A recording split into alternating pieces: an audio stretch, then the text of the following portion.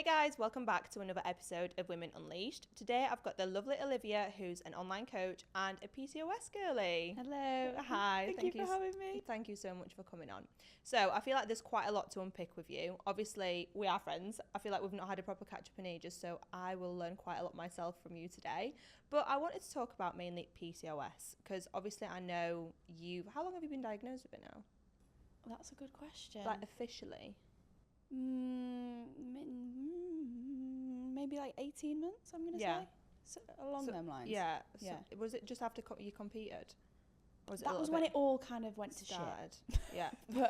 But I spent a good amount of time not knowing what it was. Yeah. But like officially knowing what it is, managing it, probably about 18 months, I'd say.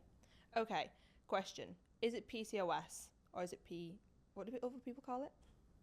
PCOS? PCOS?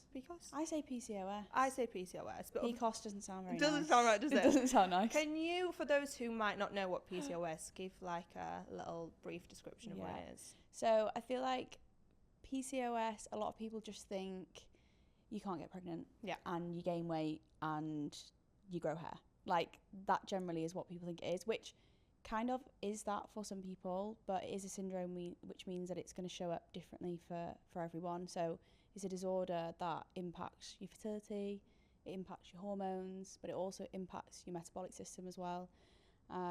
So yes, you might have irregular periods or you might grow hair, but for some people it might not look like that at all. You might have polycystic ovaries and look really skinny and just build muscle really well. So it looks different for everyone. I think that's why I struggled personally and why I know quite a lot of women also struggle to actually get a diagnosis, because it's so different for everyone, I think. For sure. And how did you go about getting your diagnosis? So, funny story. So like if I think back now,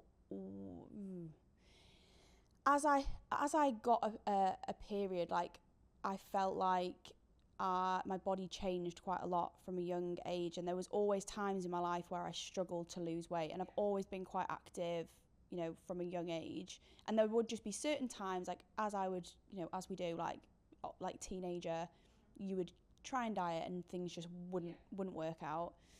And then there was just as I was starting to compete in 2021, I noticed that my cycle became like really, really irregular, and I was living like a die-hard bodybuilder at that point, because all through COVID, all moving into 2021, I was just living like to the absolute gram. Like I really, really was. And all of a sudden, I just noticed that I started gaining weight. So I'd done this mini diet before, like a pre-prep diet, and it went really well. And then I moved into like the second sort of building phase, maintenance phase, and I was just gaining kilos every single week. And my coach at the time was just like, what are you doing? Are you secretly? Yeah, like, what are you actually doing? I was like, I swear to God, I've not done anything. I'm not doing anything. I'm following the plan. So we'd pull the food back a bit.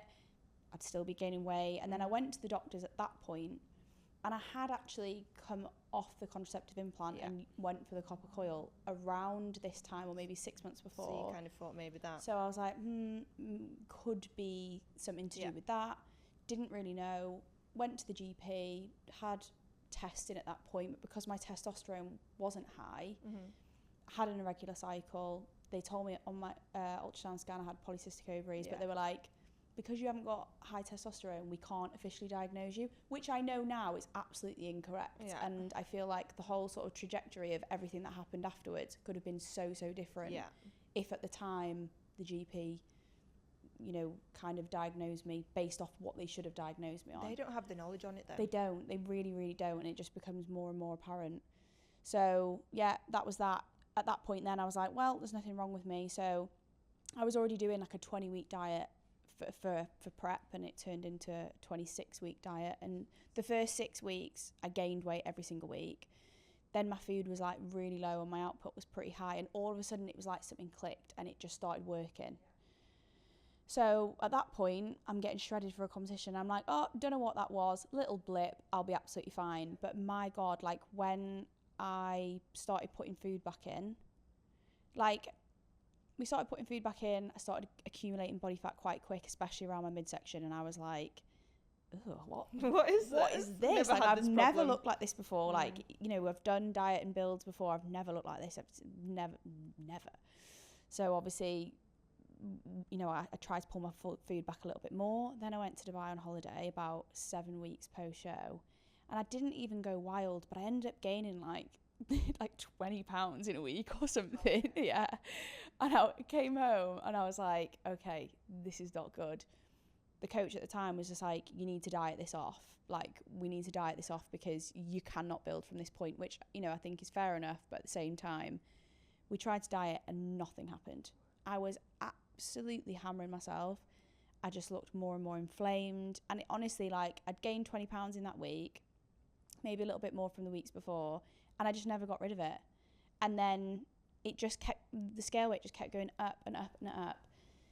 You know what? I feel your frustration with that though, because obviously I don't have PCOS, but with my hashes, it's like I'm the same. If I try to diet, nothing happens. I just get more inflamed, and my weight's going up and up and up. Yeah, and the coach was just like, well, you're obviously not sticking to it. And I was just like, I've just done a 20-week prep. Like, I've done competitions, you know, since I was 18, 17. Like, I knew how to diet. Yeah.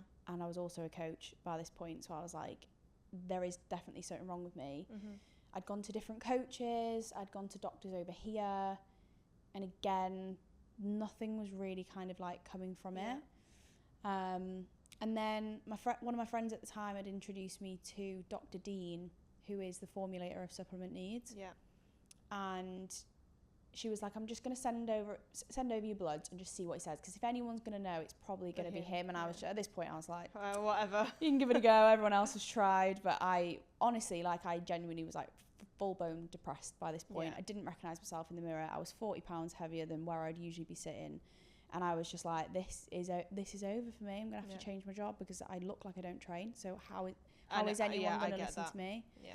And then, she sent bloods over and he was like, I want to get on a call with her straight away. And I remember having this call with him and being like, this is what's wrong with you. This is what we're going to do. Yeah. This is what you need to implement. And I literally remember just sitting there crying and being like, oh my God, for the last year of my life or 18 months of my life, I've genuinely thought that I was going crazy. Yeah. I thought I was going mental, and everyone around me also thought I was going a little bit insane as well, which I probably was. Did you cry on the call with Dean? Yeah, I cried on my call with Dean as well, and he must think I'm crazy. I was literally there like streaming, my eyes I was sat in Cheesecake Factory with my mum and my auntie, who was over for my birthday. I was like, this is the best birthday present ever. Let's have a cheesecake. No, pass me the cheesecake. I'm there actually eating a Caesar salad because obviously at that point I was just like, well, I can't eat anything nice. Yeah. But yeah, then diagnosed, and then I lost 20 kilos in 20 weeks. How did you go about doing that? So, few different ways. Obviously, we got my bloods done again, which kind of confirmed that there was insulin resistance. Yeah. Which I didn't really know loads about at the time. Because there's different types of PCOS, right? There's different types of PCOS. Yeah. Mine was mainly driven by insulin resistance, which is, and 70% of people, 80% of people with PCOS will have insulin resistance, which is why a lot of people will struggle to lose weight. And obviously, bodybuilding diet is probably the worst thing for insulin resistance because we live off squares bars, Cocoa Pops, cream of rice, white jasmine rice, like literally just blood sugar up. Yeah, so I changed all my diet. So just making a few swaps. Like, I found the diet side quite easy to do because I know how to diet. I've lived off 700 calories when I needed to. What sort of things did you eat? So instead of like white rice, it's brown rice. Instead of white bread, it's brown bread. Simple and complex carbs. Yeah, like, to be fair, there wasn't loads of things that I needed to change. It was just making sure that I had like fats in my meals, just making sure that throughout the day, like, I didn't just have meals that were just gonna like massively fats help, don't they, to like suppress the spike. Mainly just keeping blood sugar stable like throughout the day, like that was the main thing. And did you test your blood sugars throughout the day? Usually in the morning. So I went through a phase like during that diet, every morning I would test them, and when I before, they were like in the 7s. I was going to ask you, what were they? In the 7s, which, you know, if you went to a GP, they'd be like, fine, you're absolutely fine. Between 4 and 7 in the UK is absolutely fine. You're absolutely fine. But as someone who was doing a shitload of cardio, shitload of steps, training every day, Shouldn't be that. you know, eating 80 grams of carbs a day, it shouldn't be that high. No. It shouldn't be. And I've genuinely had like nurses in my DMs being like, that's acceptable. I'm like, I know it's acceptable because that's the standards, like, though, isn't it? Like, yeah. guidelines that they go by, but for a healthy person, it's not. Yeah, and also like, I don't want to be acceptable. Yeah. I wanted to be exceptional. Yeah, I wanted to be because amazing. That's what I was before. I wanted to be fantastic. so I don't care like whether it's acceptable and I'm not in a diseased state, because at the end of the day, that's what GPs and nurses are going to be looking for. They're going to be looking for a diseased state in bloods. Well, we're not looking for that. It's too late then, though, isn't it? Exactly. So what I was looking for is like, how can I get myself in the absolute best position, get myself insulin sensitive? So diet was obviously one, supplementation was something else, just making sure I had like lots of omegas. I literally had like 8 omegas a day at one point. Did you used to get them burps? Oh my God, they're awful. Death all day. I was just like, and I was eating salmon every day as well, so I was just like so yeah, omegas, berberine, glucox again to help just manage blood sugars, pancreatic output. That from a supplementation standpoint, I'd say that they're the main ones. Obviously, you could go down an absolute rabbit hole with it. 100%. And it's very person dependent as well, right? Yeah. But through later research, inositol is something that a lot of women with PCOS use, and that is something that I do recommend. I didn't actually use it at this point, but I do now. So yeah, supplementation. And then I did utilise metformin for a while, which I was told to use. It didn't agree with me. I was just going to say, did it make a difference? It didn't agree with me. Really didn't do much for... I mean, I started on the very, very lowest dose, but like from a digestive standpoint, it wasn't actually worth it because it just made me feel ill. And then blood sugars were still pretty high at this point. Like I was losing body fat, but I was like, it's still not what I would expect from myself. Yeah. So it was working. It was working slowly, but it was slowly. And then Dean was like, you could always try a GLP. Yeah. Obviously, GLPs get a massive negative reputation. Depends in what way they're used, I think. Because people will use and abuse them. People who don't need to use them will use them. But at the end of the day, like, these medications have been around for years for type 2 diabetics, people with insulin resistance. So he was just like, I know you don't, because I was like, oh, I don't want to use it. Like, with people talking about it, it makes me feel like a fraud, like all this. And he was just like, this is literally made for people like you. So you can either use it and see whether it helps. You don't have to continue to use it, or you don't, and you can continue doing what you're doing and potentially struggle a little bit more, but you know, eventually you'll get there. I do want to touch on that though, on GLP-1s, because they are obviously used for diabetic people, which I completely agree with. If you suffer with that, use it. What I don't agree with is people using them because they call them their fat jabs, because they can't be bothered to diet. That really infuriates me, because for me it's like, it's a drug, it's a medication. It has its side effects as well. Like, if people are massively overweight and obese, fine, use it, that'll help you. But there's people like our size that are using it now. And I'm like, that's not what it's for. That's where I'm against it. Yeah, for sure. And but I think I used it, a GLP-1 from Dean as well. Did you? For 4 weeks for inflammation, right? And you know how how much I suffer with my knees? Inflammation went. I could squat, I could do everything. But I was still eating my 2,000 calories because I didn't use it for the weight loss purposes. I wanted to check the inflammation side of things. And the whole time I was on it, my inflammation, I could squat, I could jump, I could do everything. Came off it, knee pain started again. It's crazy, isn't it? But it's not something that I can be on for life. No, of course not. I mean, when I used it for around 12 weeks or 16 weeks, I think. And, during my diet, the whole diet kind of stayed the same. It was very much like a prep. I didn't go out on the weekends because a lot of people are like, oh my God, you lost 20 kilos in 20 weeks. How can I do that? And I'm like, I've competed. I literally lived like I was on prep. I didn't go out. I didn't do anything. I didn't drink. I didn't have any off plans, nothing. So I was able to do that. But I was eating more food, doing less cardio, using a GLP because all of a sudden now my body was actually able to utilize the food that I was eating. And honestly, it was the most enjoyable diet that I've ever done, because obviously the results were so good, and it was what I was used to. But I didn't have any, I'm so lucky because I didn't have any negative side effects. I stayed on the lowest dose. I never actually increased it. So I literally just used it for like blood sugar control. And with yourself, you know how to diet. Do you know what I mean? Like, it's not like you have a bad relationship with food. People use it as well to lose weight, but then they still don't know how to eat healthy, or they haven't improved their lifestyle habits.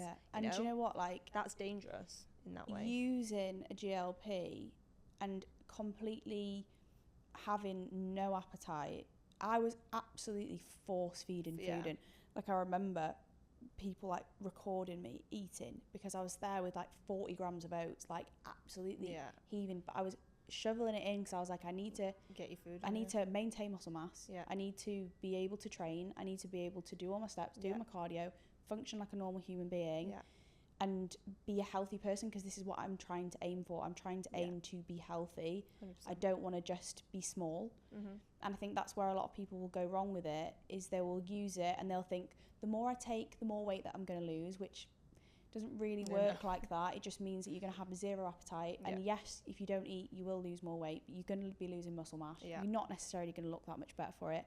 Your digestion's probably not going to be that great. And you're not actually going to look how you want to look. Like, I've had people that I know utilise it and be so ill from it. And, you know, really not look that great because they don't train, they can't function, they can't do anything. No energy to train properly. You know? But I think it has got a place if utilised in the right way, if it's appropriate for you, and you have got someone potentially like helping you and guiding you with 100%. It. I think if you pair it, if you use it as like if you use it to complement what we do, it can work for the right 100%. People. But if you abuse it, oh my God, dangerous. So dangerous. Use it as a tool to kind of help with what you're doing at the time. And just kind of in terms of your blood sugars, what are they sitting at now? Mid-4s. That's so good. Yeah. Mine are 5s. Are they? Yeah, I can't seem to get mine below 5. They're just not wanting to do it. It's just not working. And you know, with my diet, like, I don't have gluten, I don't have dairy. Like, my diet is very clean. Like, I don't have, you know, white rice, stuff like that. My diet's so clean, and I'm just like, great. It's annoying though, isn't it? It's so frustrating. When you just want everything to work how it should. Yeah, literally just let my body work how it used to. Yeah. Like, it used to be absolutely fine. And then now it's just not the same.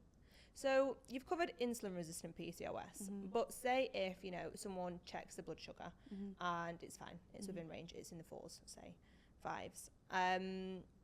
What are the other types of PCOS?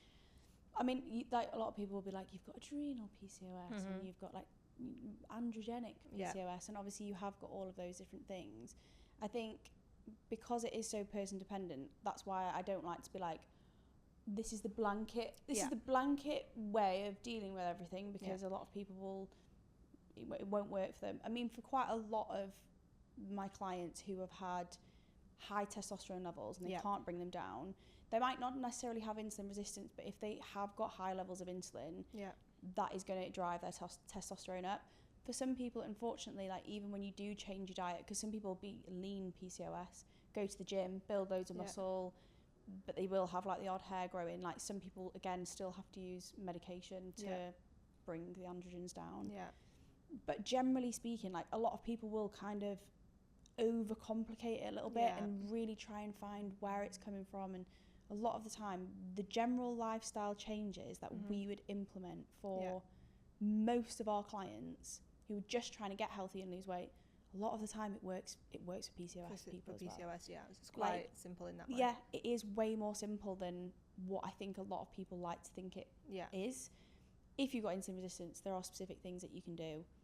But generally speaking, like, if you just improve the way that you live, and quite a lot of the time when I do get PCOS ladies, like, there's quite a lot of lifestyle factors that they do need to just change. And because you are more prone to fatigue, because you are more prone to mental health, you know, issues, because you are more prone to having reduced exercise tolerance, a lot of the time they're not actually doing the things that you just should be doing as a normal, healthy human being. So just implementing that honestly makes so much of the difference. Like, there's so many people that don't even need all the supplements. They don't even need any medication. They don't need to go anywhere near it. Just nutrition, simple, lifestyle, that sort of thing. I had a client recently, so she's been with me for quite a while, and I've been saying to her since she started with me, more or less, I was like, get your bloods tested, you've got PCOS. I was convinced, right? And she was just in denial. So she just weren't doing it. She was telling me she was going, she wasn't going every single week, chasing her to do it, right? 6 months later, she went. Now, she's got PCOS, like her testosterone's high, her DHEA is all over the place, prolactin, everything, insulin resistance fine, like her blood sugar's absolutely fine. But why I'm mentioning this, she went to her GPs so many times and they said, no, you're fine. Because her cycles are really irregular. And since the age of like 15, right? And she's been going to the GPs, they're like, no, you're fine, this is your normal. And I literally, bless her, I said to her on the phone in like a really stern voice, I was like, tell them that is not normal. Like, it's not your normal, it's no one's normal to have an irregular cycle. Like, it is not. And then when she showed me the results, I diagnosed, I was like, now go to your GP and show them the piece of paper.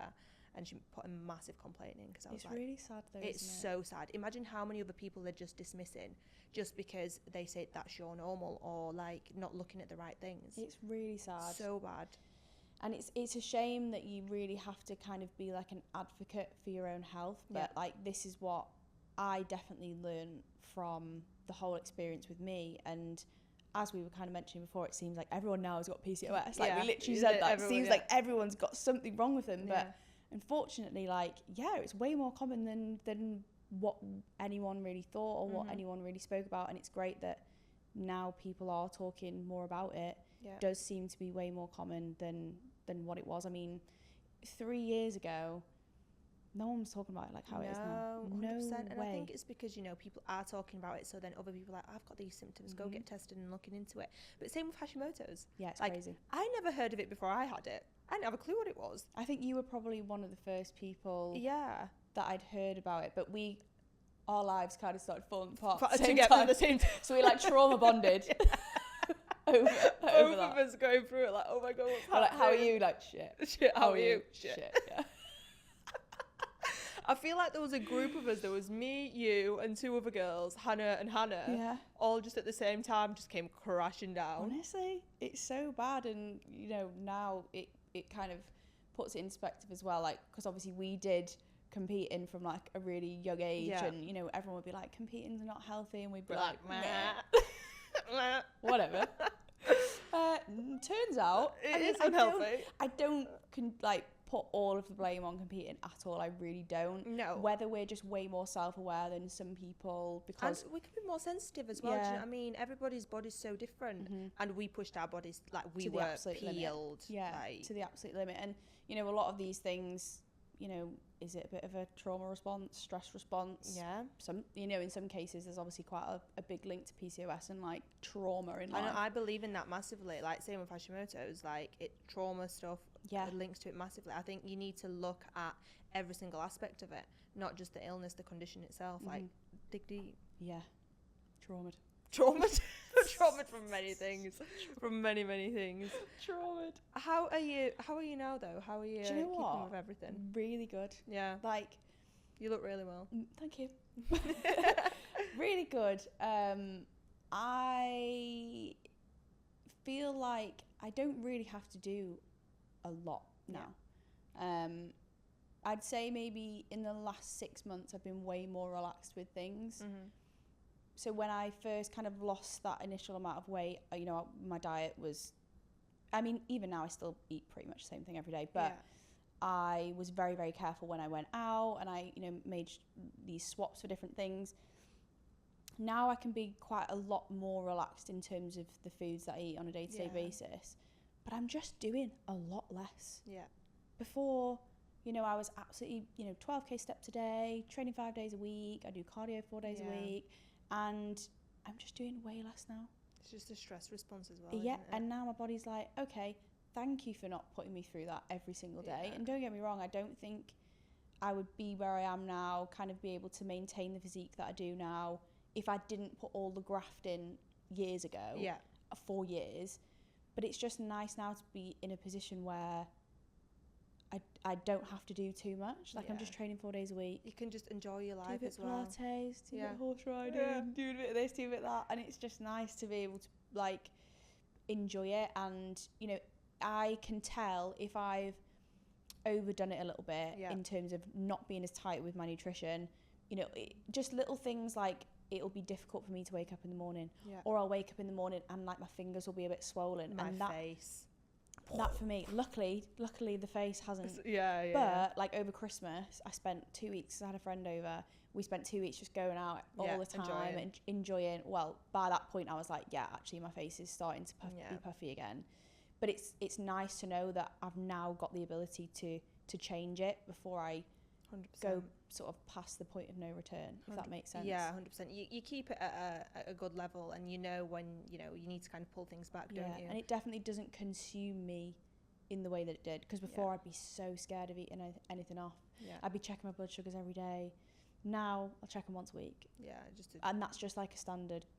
But other than that, I feel like I'm normal again, which is so nice. I never thought I'd say that. Never thought I'd say that. I feel normal. I'm still waiting to get there, honestly. Are you? 3 years later, I'm still waiting to get there. Knees, like, and that inflammation. Like, I wake up, my face is just constantly puffy. Like, I can't wake up. I'm falling asleep midday. Like, I still don't know. Just for the reference, I don't have PCOS. I don't have PCOS. I still don't know what the root cause is. Still don't. There is something that is still triggering my response, and it's, you know what, it's not even, it's just the inflammation side. Like, my thyroid levels are fine. Not breast implants. Please I'll just whisper that one. Let's not, because that's something that's been in the back of my head for like 3 years, and I'm doing everything to avoid that. I would as well, because like, some people get their implants and they don't care. I love mine. Do you know what I mean? Like, I don't want them out. I could not imagine. I think I'd be depressed and I would never leave the house again. Definitely would not live in a hot country. Depressed either way, so may as well have nice boobs. Exactly. But we're looking into mold toxicity now. Okay. So that could potentially be, because that can actually cause hashes. It can cause havoc. I had a client that really struggled with that for a long time. So I'm going back to the UK next week, getting that tested. And I'm hoping it's positive. You know what? I'm just hoping it's positive, because then at least I can just blame something. Do you know what? That's what I was like, and that's why it confuses me when I have clients that don't want to find things out. Because for me, when I had an answer, I was like, thank God I'm not going insane.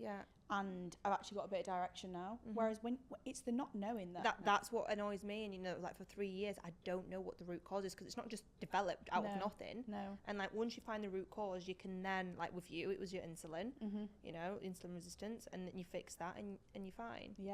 But it's difficult, because I know how you feel, because you was like, your face was so puffy and you just felt awful. Like, I have days where I'm okay, and then days where I'm just like, who is that in the mirror? I don't know. I don't even want to see myself.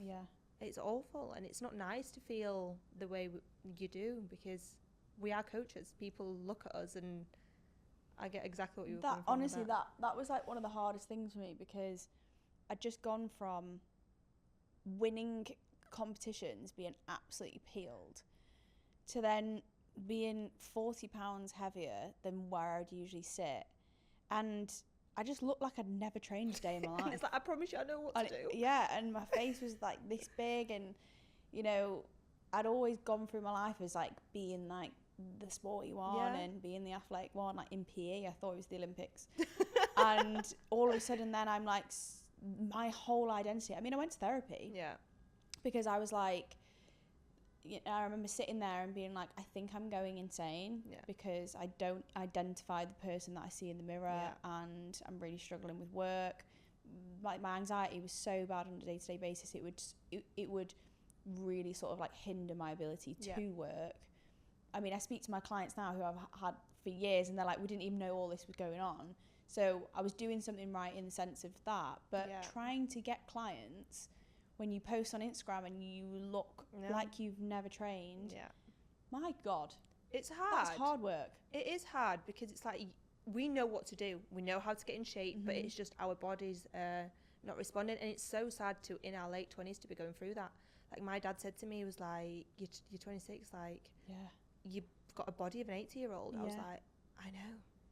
It's not good. No. And you know what, for me, like, I'm not blaming it all on competing. I'm not. But it was probably a big part of, you know, everything that has been triggered, because, you know, the stress that we put on our bodies, how lean we were. Like, I prepped from December till August. You did a mad prep. I remember because it was COVID and they kept postponing my show. And then my coach, I remember that. You'd be like, oh yeah, back in prep now. I'm like, what? Wait. Oh yeah, I'm going to compete in 2 weeks. Oh no, now it's 6 weeks away. And again. It and was I was just like, so that is long. the And then my thing. coach just kept me on the same calories, and I think that eventually. But obviously we are especially like if anyone who hasn't competed, like when you are in prep, you will do whatever it takes. You do not care. If someone said, look at that dog poo on the floor, go and eat it, you would be like, okay. Like, you just would.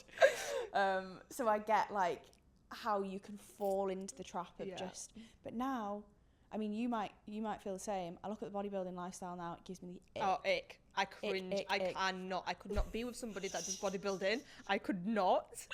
And I'm just like, I love life too much. I love going out for food. I love having a drink. I love it. I missed out on so much. And that's why I'm out now. I'm outside now, guys. Uh-oh. Last 6 months. But we did, I've been because like, outside. what years did you compete? From what age to what age?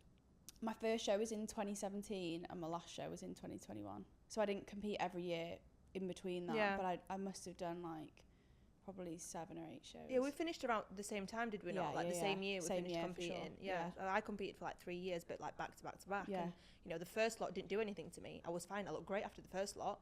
The second lot. I mean, the first shows that I did, my relationship with food after was terrible. And then I was in uni for a bit, so it wasn't really like a focus. But then after that, you know, it was COVID and whatever else, and then I decided to compete again. But yeah, that second time, oh no, oh god, no good. But yeah, bodybuilding is never something that I will.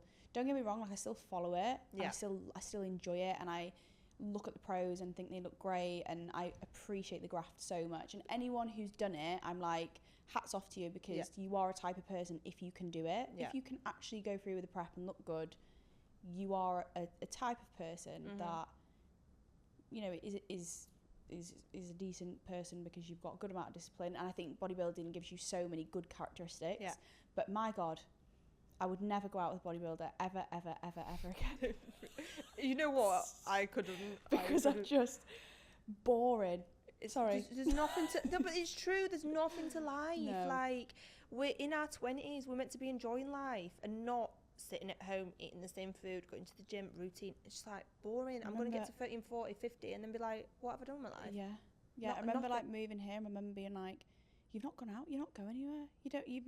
You haven't gone to any restaurants. And in my head, I was like, I don't need to go to a restaurant. I've got a meal prep at home. How sad is that? But how nice are the restaurants here? Do you know what I mean? There's so many places. There's thousands, and you're at home eating meal prep. I mean, even order meal prep. Do you know what I mean? It's still nice. Yeah, well, yeah, exactly. So, like, I've been going out the last 6 months. People have been like, I've never seen you before. I've only been here 3 years. And I'm like, I was in the house. I was in jail. I was indoors. I was on prep jail. In dungeon gym. In dungeon gym. There you go. Explains it all. Exactly. Where do you train now? Warehouse. Warehouse, oh yeah, of course. I seen you the other day on the Stairmaster. Of course I did. Anything else to add in terms of kind of PCOS for people out there that you think they should know? If you think something's not right, it's usually not. Yeah. Listen to your gut. You've lived in your body long enough to know when something's wrong. Yeah. I genuinely believe that. And you might think you're going insane, but usually not. Be an advocate for your own health. Go privately. Get private blood work done. Yeah. Do not wait for your GP, because at the end of the day, they're probably going to run 2 or 3 tests and tell you that you're fine. There is not enough research around women's health as it is. Yeah. In the whole entire PubMed, there's it's not. It's all on males. Yeah, it's all on males. There's not enough research done on women's health, so don't expect your GP to know everything. Do your own research. Go privately if you have to. But if you get diagnosed, don't see it as a life sentence, because there is many ways that you can actually massively improve the way that you live. Don't live in denial. If you think something's wrong, go get a test. Don't put it off, because you would rather find out the answers sooner, that there is something up with you and what it is, and start fixing it, than years down the line and it actually get worse. Yeah. That's like the main thing. Preach. Retweet. Well, thank you so much for coming on, Liv. I'm going to me. link all your stuff in the show notes as well, so like if people want to reach out to you and chat to you about PCOS or anything else, Dungeon Gym or anything, then they can. But thank you so much, guys, for watching, and I'll see you in next week's episode.